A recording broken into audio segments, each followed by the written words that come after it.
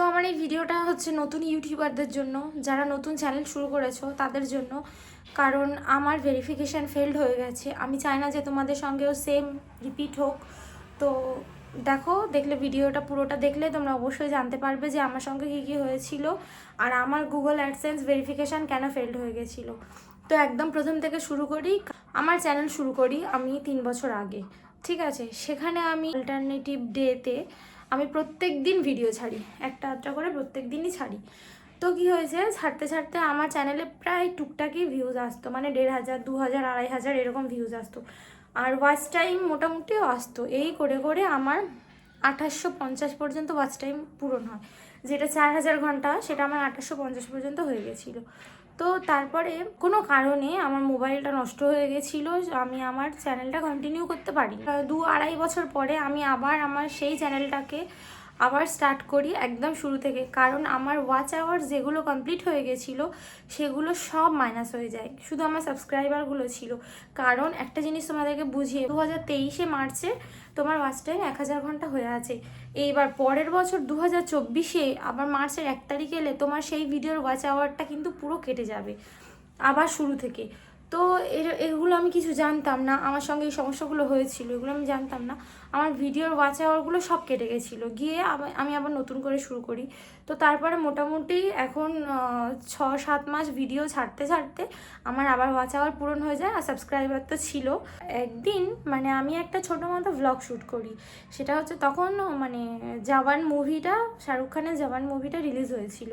তো আমি মানে মুভি দেখতে যাওয়ার সেই ভ্লগটা আপলোড করি, মানে যে র্যান্ডামলি মানে রেডি হচ্ছি, যাচ্ছি মুভিটাকে। আর বাইরে জওয়ানের যা ক্রেজ ছিল সেই সব মানে আপলোড করি, সেই সব শ্যুট করি, করে ভেতরে হলের ভেতরে জাস্ট জওয়ানের একটা ক্লিপ আমি শ্যুট করি। মানে একদম হয় না সিনেমার শুরুতে এরকম জওয়ান বলে লেখা ওঠে হিন্দিতে, ইংলিশে, বেঙ্গলি, 3টে ল্যাঙ্গুয়েজে, ওটা শ্যুট করি। আর একটা ইন্ট্রো মতো ছিল জওয়ানের, ওই ব্যাস ওইটুকুই আমার ভিডিওর মাঝখানে ছিল। তো আমি তো নতুন ইউটিউবার, আমি নিজে জানতাম না যে এতে কী সমস্যা হতে পারে। আমার ওই ভিডিওটা আমি যখন আপলোড করি, আমার ভিডিওটা দেখি বেশ ভালোই ভিউজ আসছিলো, মানে যতবার স্ক্রোল করছি 1000 করে বাড়ছে। মানে আমার ভিডিও তখন তো 1500-2000 ভিউজ আসতো।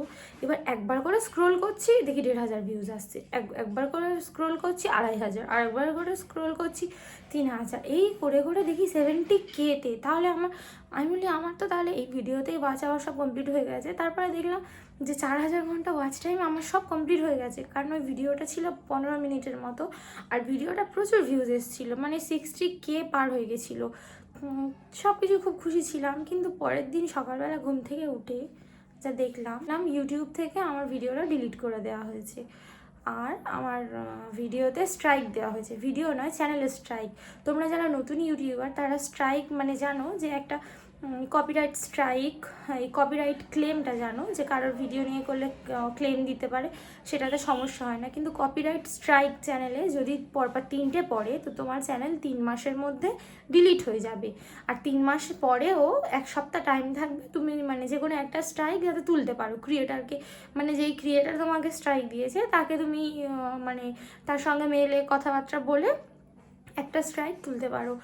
তো আমার যখন ফার্স্ট স্ট্রাইক আসে, আমার চ্যানেলে যত ওয়াচ টাইম যত যা ছিল সব স্টপ। আমার ভিডিওর মানে রিচও কমে গেছিলো ওই একটা ভিডিওতে।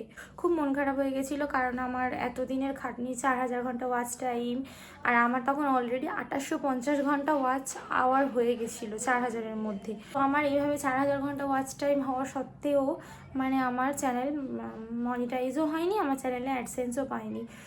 কী করে পাবো বলো? কারণ সে ভিডিওটা ডিলিট করে দিয়েছে, তার ওয়াচ আওয়ার, তার সাবস্ক্রাইবার, লাইক সেটা সব ডিলিট হয়ে গেছে সেই ভিডিওর সঙ্গে সঙ্গে।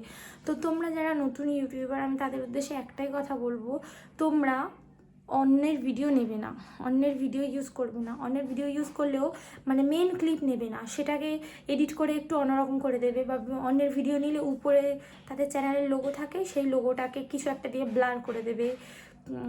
এইভাবে তোমরা অনেক ভিডিও ইউজ করতে পারো। বা অনেক ক্রিয়েটার দেখবে দিয়ে দেয় সিসি বলে ভিডিওতে লেখা থাকে, মানে কমন ইউজের জন্য, কমন ক্রিয়েটার ইউজের জন্য, সেটা তোমরা ইউজ করতে পারো।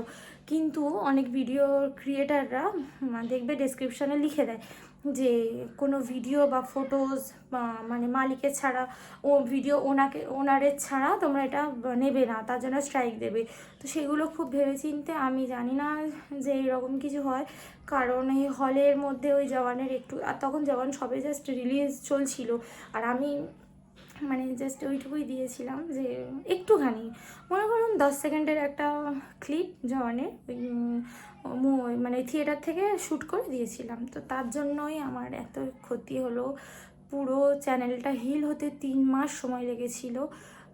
আর ওই 3 মাসের মধ্যে আমার যদি আরও দুটো এরকম স্ট্রাইক আসতো, তো পুরো আমার চ্যানেলটা তাহলে ডিলিট হয়ে যেত ইউটিউব থেকে। তোমরা যারা নতুন ইউটিউবার তারা অবশ্যই এই দিকটা খেয়াল রেখো।